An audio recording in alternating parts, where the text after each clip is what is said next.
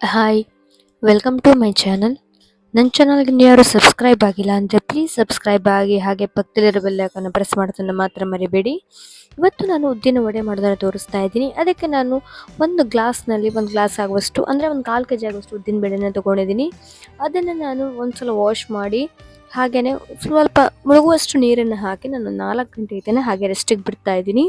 ನೋಡಿ, ಈಗ 4 ಗಂಟೆ ಆಗಿದೆ. ಈಗ ನೋಡಿ ಎಷ್ಟು ಚೆನ್ನಾಗಿ ಒದಗಿದೆ ಕೂಡ, ಎಷ್ಟು ಚೆನ್ನಾಗಿ ಉಬ್ಬಿದೆ ಕೂಡ ಉದ್ದಿನ ಬೇಳೆ ಎಲ್ಲನೂ ಕೂಡ. ಇದನ್ನು ನಾನೀಗ ಆ, ಮತ್ತೆ ಒಂದು ಸಲ ವಾಶ್ ಮಾಡಿಕೊಂಡು ಮಿಕ್ಸಿ ಜಾರ್ಗೆ ಹಾಕಿ ಸ್ವಲ್ಪ ನೀರು ಹಾಕ್ದೇನೆ ನಾನು ಇದನ್ನು ರುಬ್ಕೊಳ್ತಾ ಇದ್ದೀನಿ. ಸ್ವಲ್ಪ ಸ್ವಲ್ಪನೇ ಹಾಕಿ ರುಬ್ಕೊಳ್ಬೇಕು. ಆಮೇಲೆ ಮಿಕ್ಸಿ ತಿರುಗಲಿಲ್ಲ ಅಂದರೆ ಸ್ವಲ್ಪ ನೀರು ಹಾಕ್ಕೊಳ್ಬೇಕು, ಒಂದು ಸ್ಪೂನ್ 2 ಸ್ಪೂನ್ ಆಗೋಷ್ಟು ಅಷ್ಟೇ. ಬಿಟ್ಟರೆ ನಾನು ನೀರು ಹಾಕ್ಕೊಳ್ದೇ ರುಬ್ಕೊಂಡಿದ್ದೀನಿ. ನೋಡಿ, ಸ್ವಲ್ಪ ತರ್ತರಿಯಾಗೆ ರುಬ್ಕೊಂಡಿದ್ದೀನಿ, ಫುಲ್ ನೈಸ್ ಪೇಸ್ಟ್ ಥರ ಮಾಡ್ಕೊಂಡಿಲ್ಲ, ತರ್ತರಿಯಾಗೆ ರುಬ್ಕೊಂಡಿದ್ದೀನಿ. ಎಲ್ಲನೂ ಕೂಡ ಬೌಲ್ಗೆ ಹಾಕ್ಕೊಳ್ತೀನಿ. ಅಷ್ಟನ್ನು ಕೂಡ ಸ್ವಲ್ಪನೇ ಮಾಡ್ತಾ ಇದ್ದೀನಿ. ಅದಕ್ಕೆ ಒಂದು ಅಂದಾಜಿಗೆ ನಾನು ಒಂದು 1/4 kg ಆಗುವಷ್ಟು ತೊಗೊಂಡಿದ್ದೀನಿ. ಇವೆಲ್ಲನೂ ಕೂಡ ಈ ಥರ ನೋಡಿ ಎಷ್ಟು ಗಟ್ಟಿಯಾಗಿದೆ ಕೂಡ. ಇವೆಲ್ಲನೂ ಕೂಡ ನಾನೀಗ ರುಬ್ಕೊಳ್ತೀನಿ.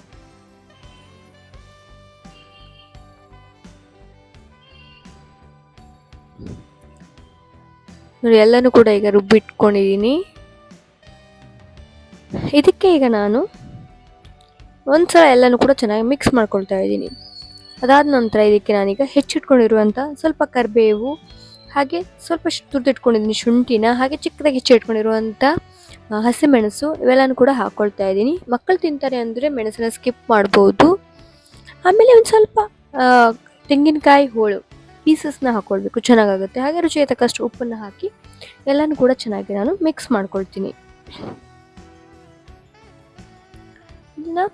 ಇದಕ್ಕೆ ಜೊತೆಗೆ ನೀವು ಬೇಕಾದರೆ ಅಕ್ಕಿನೂ ರುಬ್ಕೊಳ್ಬೇಕಾದ್ರೆ ಒಂದು ಮುಷ್ಟಿ ಆಗುವಷ್ಟು ಅಕ್ಕಿನ ಇಷ್ಟಕ್ಕೆ ಹಾಕ್ಕೊಂಡ್ರು ಚೆನ್ನಾಗಿ ಬರುತ್ತೆ. ಇಲ್ವಾ ರವೆ ಕೂಡ ಹಾಕ್ಕೊಳ್ಬೋದು, ಒಂದು ಸ್ವಲ್ಪ, ಜಾಸ್ತಿ ಅಲ್ಲ, ಒಂದು ಸ್ವಲ್ಪ ಹಾಕ್ಕೊಂಡ್ರೆ ಚೆನ್ನಾಗಿ ಬರುತ್ತೆ, ಒಂಥರ ಡಿಫ್ರೆಂಟ್ ಟೇಸ್ಟ್ ಬರುತ್ತೆ. ಹಾಗಾಗಿ ನಾನಿಲ್ಲಿ ಯಾವುದನ್ನು ಹಾಕ್ಕೊಂಡಿಲ್ಲ, ನೀವು ಬೇಕು ಅಂದರೆ ಇದನ್ನು ಹಾಕ್ಕೊಳ್ಬೋದು. ಈಗ ಚೆನ್ನಾಗಿದೆನಾ ಮಿಕ್ಸ್ ಮಾಡಿ ಇಟ್ಕೊಳ್ತೀನಿ ಸೈಡಿಗೆ.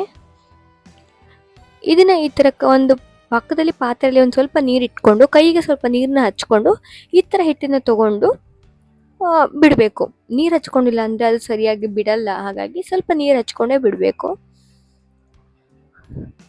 ಹಾಗೆಯೇ ಈಗ ನಾನು ಒಂದು ಕಡಾಯಿನ ಇಟ್ಕೊಂಡಿದ್ದೀನಿ, ಎಣ್ಣೆನ ಕಾಯೋದಕ್ಕೆ ಮೊದಲೇನೆ ಎಣ್ಣೆ ಹಾಕಿ ಎಣ್ಣೆ ಕಾಯೋದಕ್ಕೆ ಇಟ್ಕೊಂಡಿದ್ದೀನಿ. ಇದಕ್ಕೆ ನಾನೀಗ ಎಲ್ಲನೂ ಕೂಡ ಬಿಟ್ಕೊಳ್ತಾ ಇದ್ದೀನಿ. ಇದೇ ಥರ ನಾನು ಎಲ್ಲನೂ ಕೂಡ ಬಿಟ್ಕೊಳ್ತಾ ಇದ್ದೀನಿ. ಒಂದು 4ರಿಂದ 5 ಹಾಕ್ಕೊಂಡಿದ್ದೀನಿ. ನೀವು ದೊಡ್ಡ ಪಾತ್ರೆ ಇಟ್ಕೊಂಡ್ರೆ ಎಣ್ಣೆದು ಸ್ವಲ್ಪ ಜಾಸ್ತಿ ಹಾಕ್ಕೊಳ್ಬೋದು.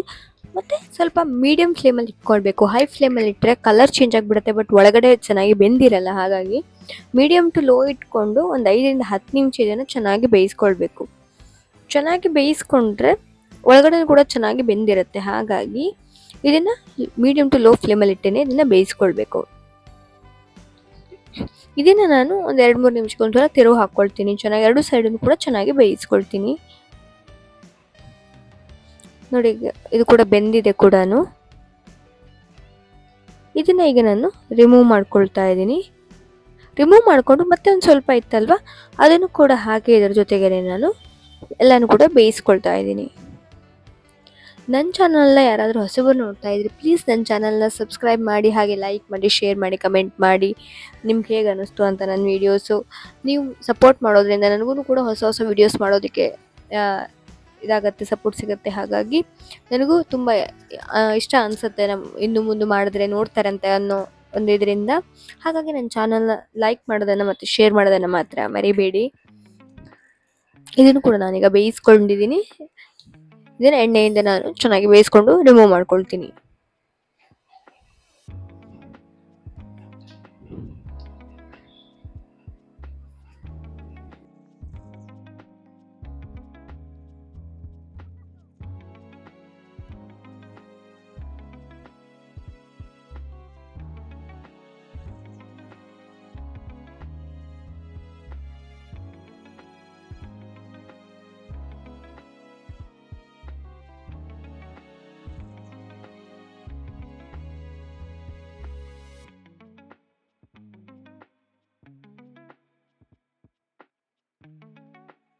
ಇದೀಗ ಆಗಿದೆ, ನಾನು ಎಣ್ಣೆಯಿಂದ ರಿಮೂವ್ ಮಾಡ್ಕೊಂಡಿದ್ದೀನಿ. ಇವತ್ತಿನ ರೆಡಿ ಆಗಿದೆ ನೋಡಿ, ಎಷ್ಟು ಚೆನ್ನಾಗಿ ಬಂದಿದೆ ಕೂಡ. ಇಷ್ಟ ಆಗಿದೆ ಲೈಕ್ ಮಾಡಿ, ಶೇರ್ ಮಾಡಿ, ಕಮೆಂಟ್ ಮಾಡೋದನ್ನ ಮಾತ್ರ ಮರಿಬೇಡಿ. ಪ್ಲೀಸ್ ನನ್ನ ಚಾನಲ್ ಸಬ್ಸ್ಕ್ರೈಬ್ ಮಾಡಿ. Thank you.